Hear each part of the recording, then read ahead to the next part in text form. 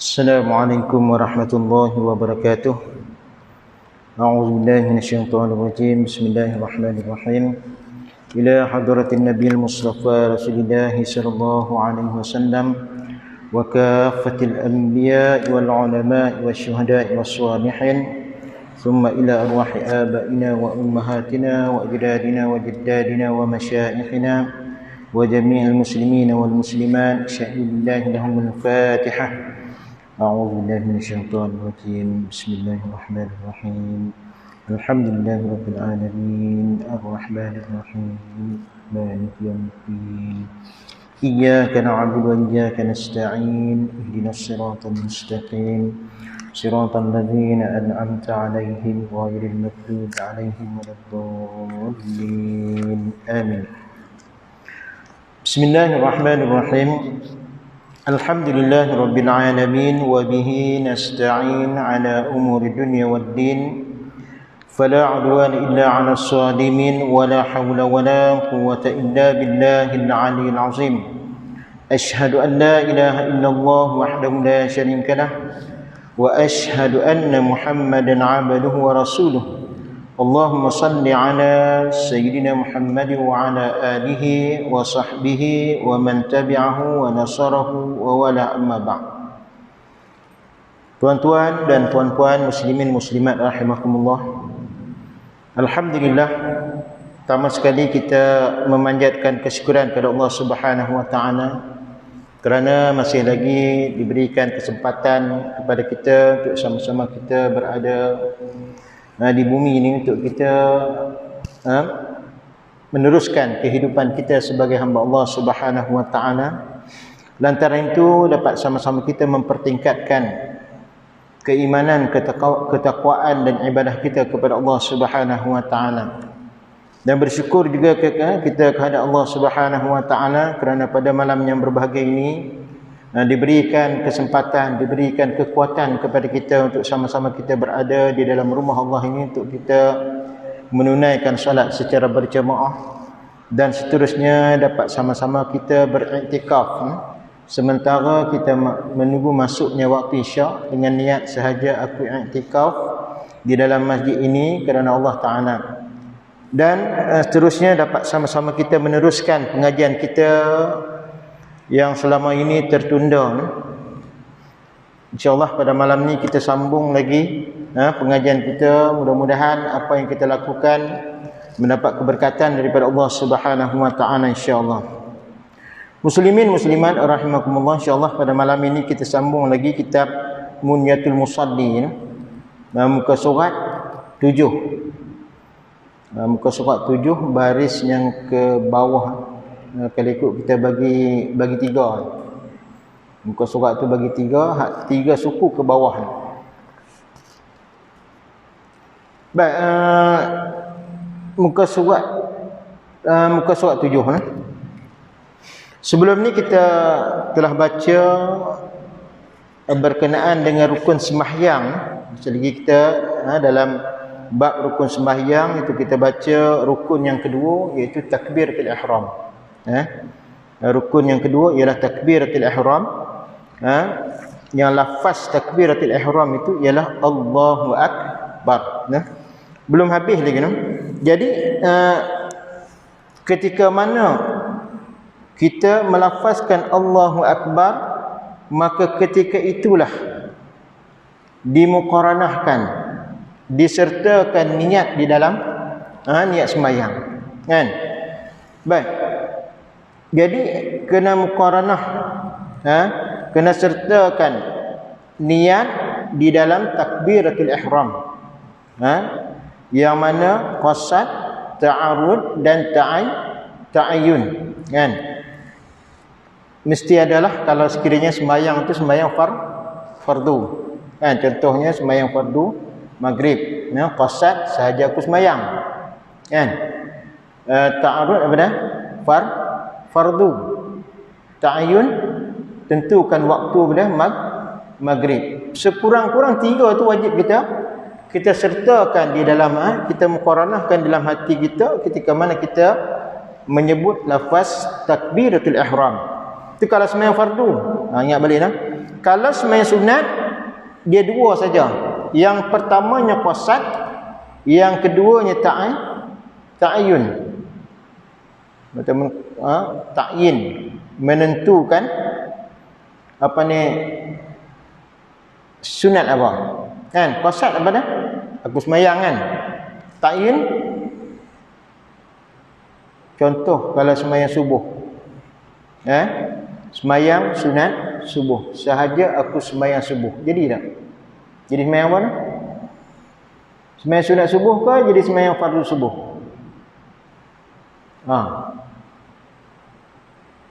Dia sebut qasad dengan ta'yin. Kan? Sahaja aku sembahyang subuh. Jadi sembahyang fardu subuh ke sembahyang sunat subuh? Kalau fardu dia kena sebut ta'arud kan? Sahaja aku sembahyang fardu subuh. Itu jadi sembahyang fardu subuh.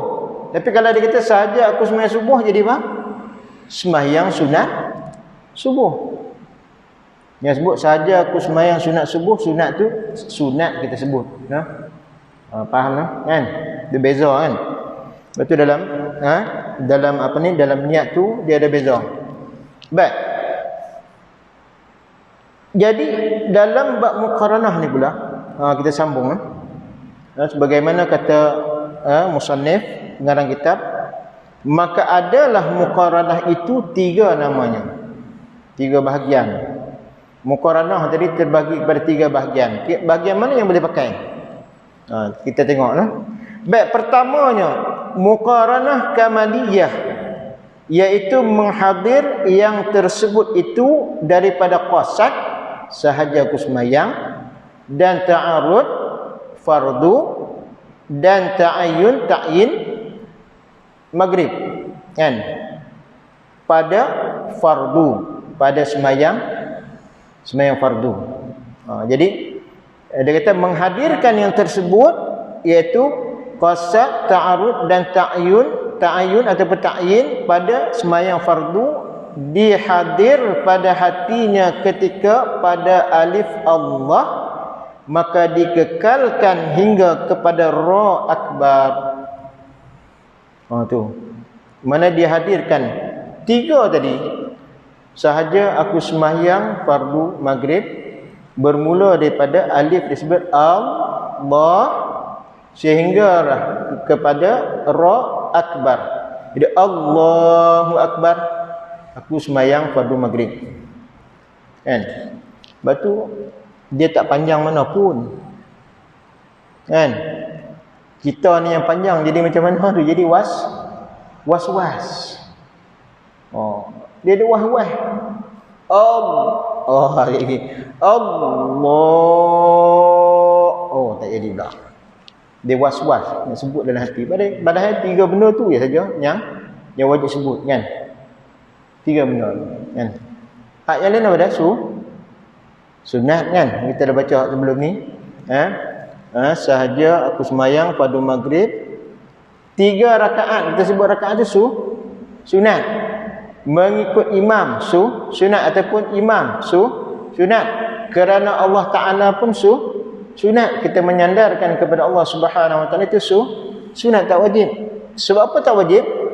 Sebab ibadah ni, semua ibadah adalah kerana Allah. Maka kita sembahyang tadi, kita sebut aku sembahyang tu maknanya kerana Allah lah. Tak perlu kita sebut kita niatkan kerana Allah, sebab dalam hati tak perlu sebut dah kerana Allah, sebab dah memang sedia kerana Allah. Tapi sunat kita sebut. Sunat mana dia kalau kita buat dapat pahala, kalau kita tinggal tak apa. Kan? Baik. Jadi itu dinamakan muqaranah kamaliyah. Kamaliyah tu mana sempurna. Kan? Bermula daripada alif Allah, lafaz jalalah tadi, sehinggalah ra akbar tadi, kita menghadirkan di dalam hati aku sembahyang fardu maghrib contohnya. Kan? Kalau kita nak panjang pun, sahaja aku sembahyang fardu maghrib 3 rakaat mengikut imam kerana Allah Ta'ala. Kita hadirkan daripada mulanya sebut Allah tadi lafaz alif sehinggalah ra'at akbar, maka itu dinamakan apa, muqaranah kamaliyah. Baik. Yang kedua ialah keduanya muqaranah urfiyah, iaitu menghadirkan niat yang tersebut di dalam takbirnya. Jikalau hadir niat itu pada satu suku daripada takbir, sama ada pada Allah atau pada akbar, atau dikatakan menghadir pada satu suku daripada takbir itu, memadalah. Baik, maksudnya benar, dia menghadirkan niat tadi satu juzuk daripada takbir. Contoh, dia kata Allah saja aku sembahyang pada maghrib, kan? Allah dalam hati saja aku sembahyang pada maghrib. Allahu akbar. Akbar tu dah tak sebut dah satu suku. Ataupun Allahu, tak ada lagi dalam hati, kan? Akbar, dalam masa sebut akbar tadi dia menghadirkan dalam hati dia niat sembahyang tadi. Itu dinamakan muqaranah urfiyah. Baik. Jadi dia kata di sini memadalah, memadalah atau membuangkan ijtihadnya sekira-kira jangan lupa dan lalai daripada mengingatkan niat tak kala mengata Allahu Akbar. Itu pun dinamakan muqaranah urfiyah juga, maksudnya atau membuangkan ijtihadnya, mana tidak berijtihad tetapi tidak lupa dan lalai daripada mengingati niat.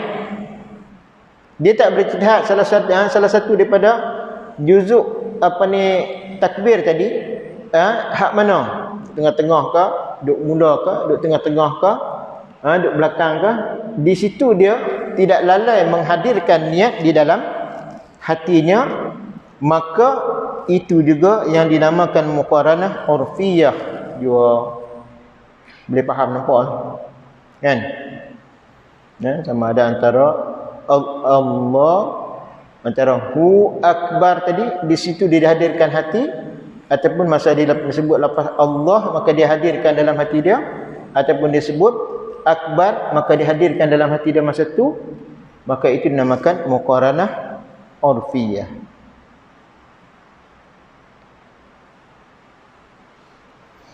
Baik. Sahlah sembahyangnya pada orang yang awam yang banyak ini. Orang biasa-biasa sah sembahyang, kan? Dia menghadirkan satu juzuk daripada takbir tadi. Itu bagi orang yang biasa-biasa lah, kan? Kalau bagi orang yang belajar, dia kena pertingkatkan kualiti niat dia sehinggalah sampai kepada muqaranah kamaliyah tadi. Sepanjang daripada lafaz Allah sampai ra akbar tadi, sepanjang tadi dia kekalkan niat tadi, kan? Itu. Baik, yang ni bagi orang biasa-biasa, kan? Orang awam lah, Baik, kata Syekh Bujairami. Syekh Bujairami kata apa? Bermula muqaranah urfiyah itu bahawa ada diserta yang diistihdarkan. Bahasa Arab campur-campur tu. Yang wajib dengan suatu suku daripada takbir. Maksud dia benar? Muqaranah urfiyah itu bahawa ada disertakan yang diistihdarkan yang wajib, yang diistihdarkan yang wajib itu benar? Yang nak menghadirkan di dalam hati niat itulah, itu yang wajib, kan? Niat itulah yang nak menghadirkan dalam hati niat yang wajib. Sebenarnya kalau sembahyang fardu, qasad, ta'arud, ta'ayun, kan? Baik. Dengan suatu suku daripada takbir, dengan satu juzuk daripada satu bahagian dari satu juzuk daripada takbir. Itu dinamakan muqaranah urfiyah. Dan yang wajib istihdar itu iaitu qasadnya dan ta'arud dan ta'ayyun. Itu yang wajib istihdar, wajib menghadirkan di dalam hati, itu istihdar. Tiga tu lah. Pada suatu suku daripada suku takbir, seperti barang yang ditakrirkan Syekh kami Al-Hafani daripada Syekh Al-Khalifi, daripada Syekh Mansur, daripada Syekh Syaubari, daripada Syekh Ramli. Baik. Jadi Syekh Bujairami ni, Syekh Bujairami ni merupakan ulama Syafi'iyah, mazhab Syafi'i. Nama dia ialah Al-Allamah Syekh Sulaiman bin Muhammad bin Umar Asy-Syafi'i. Itu nama Bujairami. Sebab apa orang gelar dia Syekh Bujairami? Sebab dia dilahirkan di kampung yang dinamakan Bujairam di Mesir pada tahun 1131. Kita 1400 no. 1131. Baik. Jadi kemudian dia pergi ke Kahirah dan dia belajar di Al-Azhar. Banyak kitab-kitab yang dikarang oleh ulama-ulama ni kebanyakan ulama-ulama daripada Al-Azhar, kan? Baik, jadi itulah dia yang dinamakan Syekh Bujairami.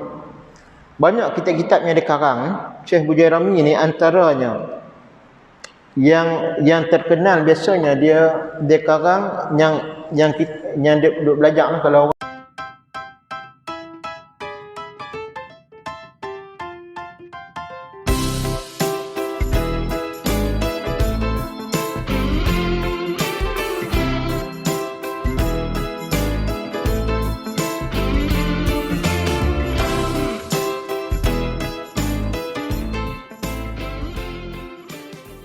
Malaysia belajar ni, kita belajar kita Iqna. Kalau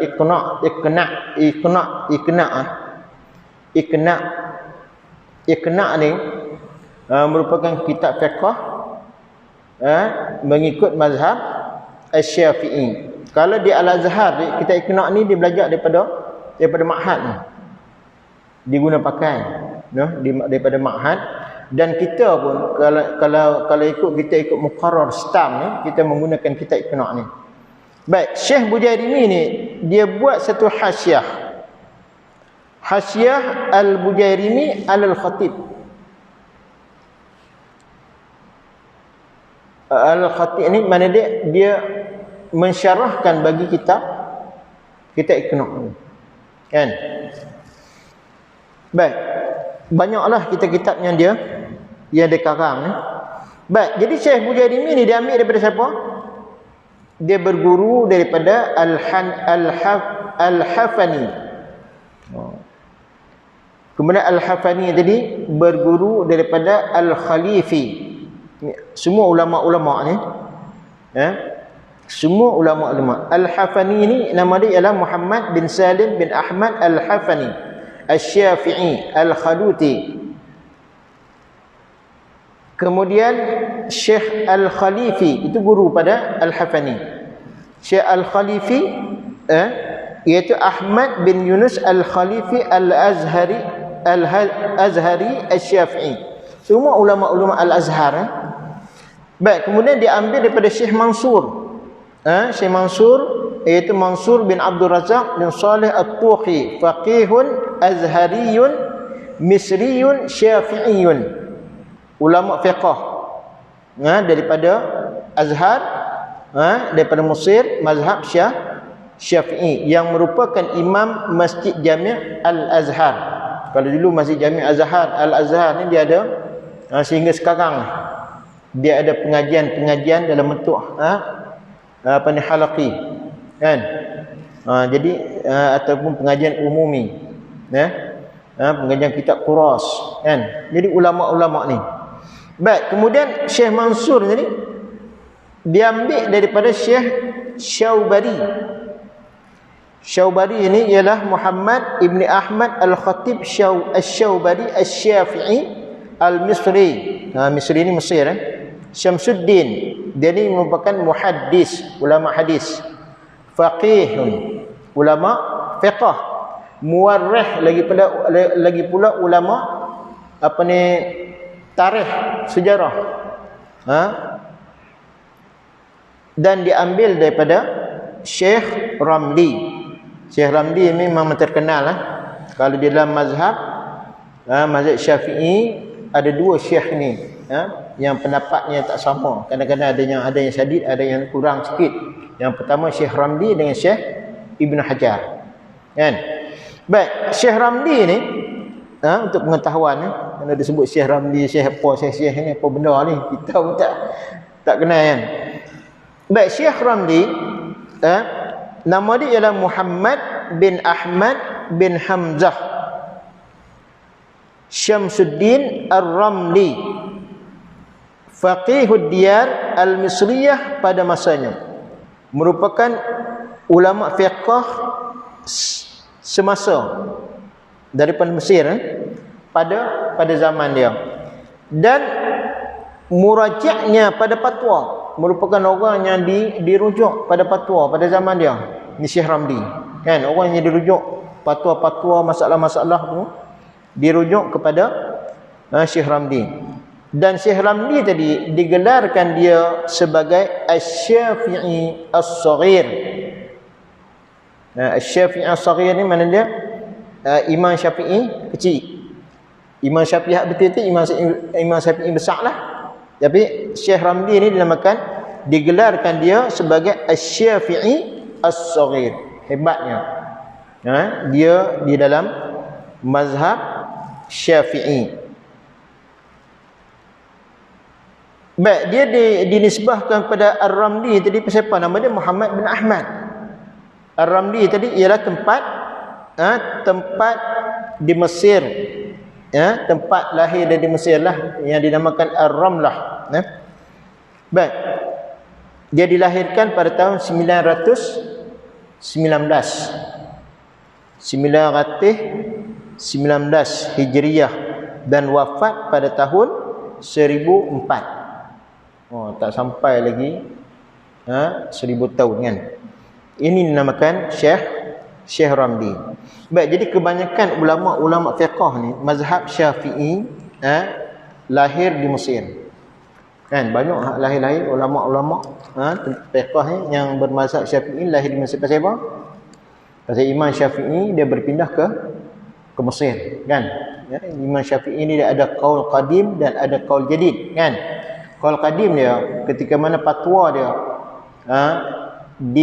di Baghdad, kan? Kemudian dia berpindah ke Mesir, dinamakan qaul jadid. Qaul jadid, fatwa dia di Mesir, itu qaul jadid, dan di Mesir lah dia wafat, dan dia disemadikan di Mesir, Imam Syafi'i. Kalau pergi Mesir, kita boleh ziarahlah makam Imam Syafi'i, dan begitulah juga ada makam guru dia Waqi', kan?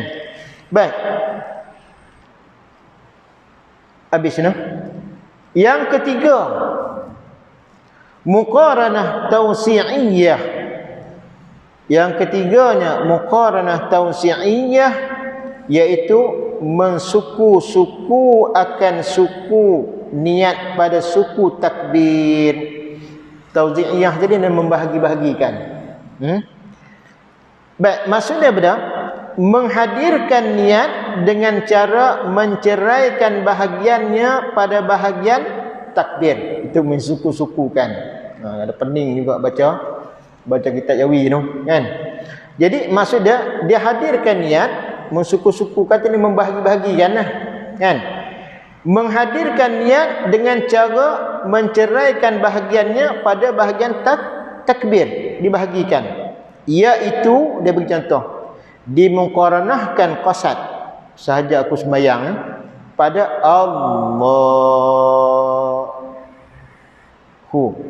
dan ta'arud pada hu. Jadi dia kata Allah, Allah sahaja aku sembahyang. Hu fardu. Kan dia bagi-bagi, dia bagi 3. Kalau Allah dia bagi sahaja aku sembahyang. Hu fardu dan ta'ayyun pada akbar. Bila disebut akbar maghrib kan. Ni dibahagikan bagi 3. Kan? Baik. Jadi maka dinamakan tausi'iyah. Jadi muqaranah tadi dinamakan tausi'iyah, dibahagi-bahagikan, ya? Kerana ia menghampirkan suku niat pada suku takbir. Dia menghampirkan sebahagian daripada niat pada sebahagian takbir. Maka adalah muqaranah ini tiada memadai pada niat dengan muwafaqat ulama padanya. Jadi niat ni tak memadai. Jangan kita bagi-bagi 3 kan. Kita kata Allah, kita saja sembahyang. Hu fardu, akbar maghrib kan. Jangan bagi-bagi. Yang ni tidak memadai. Sepakat ulama menyatakan tidak memadai niat dengan muqaranah tausi'iyah. Bersalahan pada surah yang dahulu. Mana berlainan dengan gambaran yang sebelum ini, iaitu muqaranah kamaliyah dan muqaranah urfiyah. Dia tak sama. Baik. Maka yang pertama muqaranah apa? Muqaranah kamaliyah. Ittifaq ulama bagi orang yang kuasa, sepakat ulama bagi orang yang kuasa, orang yang mampu buat. Kalau orang yang mampu dia boleh dia boleh muqaranahkan dengan muqaranah kamaliyah. Dan jika membawa was-was, kalau tak boleh jadi was-was ni kan, maka hendaklah diamalkan muqaranah urfiyah yang muktamad oleh Imam Nawawi. Jadi kalau sekiranya dia tak mampu nak nak muqaranah dengan muqaranah yang muqaranah kamaliyah, kadang-kadang jadi was-was kan, dia boleh muqaranah, dia boleh mengamalkan muqaranah urfiyah. Mana dah salah satu daripada juzuk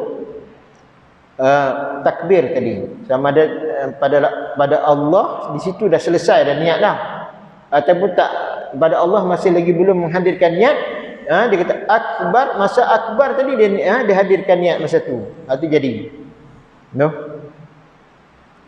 Tapi kalau hak bagi 3 saya tak boleh lah kan. Itu dinamakan muqaranah tausi'iyah. Yang itu tidak tidak memadai bagi sepakat ulama menyatakan tidak memadai. Baik. Yang muktamad oleh Imam Nawawi. Jadi Imam Nawawi yang dimuktamadkan oleh Imam Nawawi, kalaulah sekiranya membawa kepada was-was, maka boleh dia mengamalkan muqaranah urfiyah. Dan Imam Ghazali dan yang lain daripada keduanya. Baik. Siapa Imam Nawawi? Kadang-kadang ada orang nak protes Imam Ghazali lah, duk kritik kan.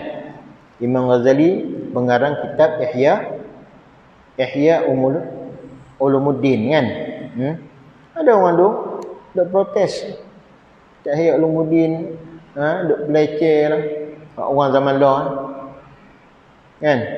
Siapa dia Imam Ghazali tu bandingkan dengan kita ni kan. Baik, Imam Nawawi siapa dia? Yahya ibn Sharfin ibn Muri Ibn Hasan Ibn Husain Ibn Muhammad Ibn Jum'ah Ibn Hazam An-Nawawi Ad-Damsyiki Asy-Syafi'i. Gelarannya ialah Muhyiddin Abu Zakaria. Dia ni merupakan faqihun, ulama fiqh. Muhaddis lagi pula ulama hadis. Sampai ke tahap muhaddis ni bukan senang kan. Berarti Imam Nawawi ni dia karang satu kitab, dia banyak mengarang kitab hadis ni. Hadis Azkar An-Nawawi. Antaranya ialah Riyadhus Shalihin. Kan? Lagi hak panjang, hak besar lagi pada Al-Minhaj fi Syarhi Sahih Muslim. Apa ni, kitab Sahih Muslim tadi disyarahkan oleh Imam Nawawi. Kita nak memahami hadis tadi perlu kepada syarah huraian, kan? Imam Nawawi menghuraikan. Itu Imam Nawawi, nah. Baik. Hafiz, lagi pula hafiz. Lughawi, apa ni orang yang pakar bahasa. Itu Imam Nawawi. Dilahirkan di kampung Nawa di Huran, Suriah.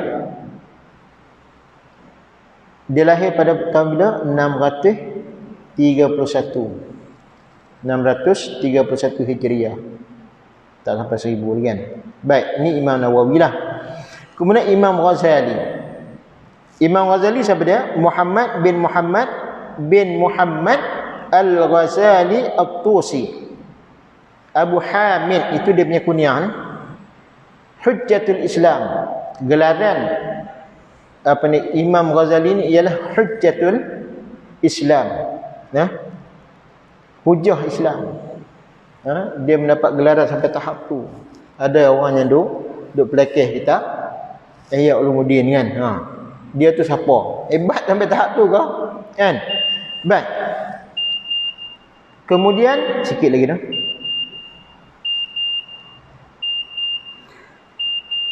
Filsuf, ulama falsafah. Dia pakar falsafah, mutasawwuf. Ulama tasawuf. Sebab itu Imam Ghazali ni banyak mengarang kitab tasawuf. Dilahirkan di Tabran Tus, Khurasan pada tahun 450 Hijriah. Baik, 450 Hijriah ni. Dia ni kalau ikutnya, kalau pandangan yang menyatakan Salafi, ulama salaf itu 500 tahun, sehingga selepas daripada wafatnya Nabi sallallahu alaihi wasallam sehingga 500 tahun, itu namakan golongan salaf.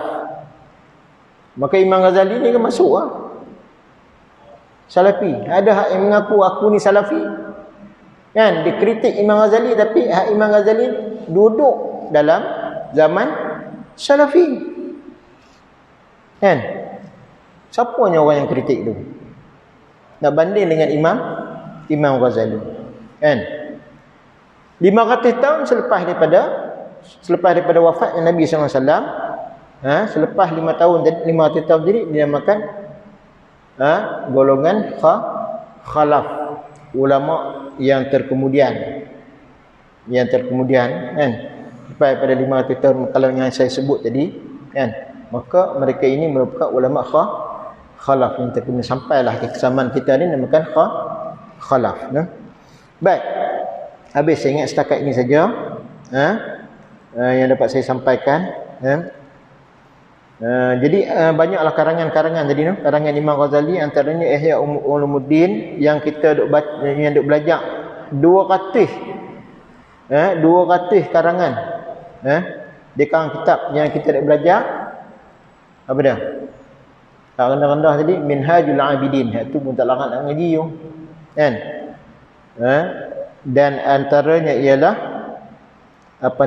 Bidayatul Hidayah. Itu kitab yang paling nipis sekali. Bidayatul Hidayah. Bagus kitab tu. Pada ilmu tasawuf, kan? Baik, jadi saya ingat setakat ini saja pada malam ini. Mudah-mudahan memberi manfaat kepada kita. Yang baik itu daripada Allah Subhanahu Wa Taala, yang buruk itu daripada kelemahan dan kecuaian saya sendiri. Mohon maaf banyak-banyak, dan saya sudahi dengan lafaz wassalamualaikum warahmatullahi wabarakatuh. Al-Fatihah. A'udzubillahi minasyaitonir rajim. Bismillahirrahmanirrahim. Alhamdulillahirabbil alamin. Arrahmanir rahim. Maliki yaumiddin. Iyyaka na'budu wa iyyaka nasta'in. Ihdinas siratal mustaqim. Siratal ladzina an'amta 'alaihim ghairil maghdubi 'alaihim waladdallin. آمين. اللهم صل على سيدنا محمد في الأولين والآخرين وسلم ورضي الله تبارك وتعالى عن سادتنا أصحاب رسول الله أجمعين. أعوذ بالله من الشيطان الرجيم. بسم الله الرحمن الرحيم. الحمد لله رب العالمين والصلاة والسلام على أشرف الأنبياء والمرسلين وعلى آله وصحبه أجمعين. اللهم اجعل جمعنا هذا جمعا مرحوما وتفرقنا من بعده تفرقا معصوما ولا تجعل اللهم فينا ولا معنا ولا من يتبعنا شقيا ولا مطرودا ولا محروما. اللهم إنا نسألك علما نافعا وقلبا خاشعا ويقينا صادقا ورزقا واسعا حلالا طيبا وعملا صالحا مقبولا ونعوذ بك من علم لا ينفع ومن قلب لا يخشع ومن نفس لا تشبع ومن دعوة لا يستجاب لها يا أرحم الراحمين. اللهم اكشف عنا البلاء والوباء والغلاء ما لا يكشفه غيرك. اللهم بارك لنا في رجب وشعبان وبلغنا رمضان. وصلى الله على سيدنا محمد وعلى آله وصحبه وبارك وسلم والحمد لله رب العالمين. Dakwahku pencaturan, dakwahku bak pelaburan. Moga esok nanti bila ia matang berbuah sebelum sangkakala datang. Biar dakwahku menjadi bekalan untuk aku, kamu dan semua kenalan. Banyak tarikan raja sepanjang jalan, dakwahku menyuluh langkahku ke hadapan.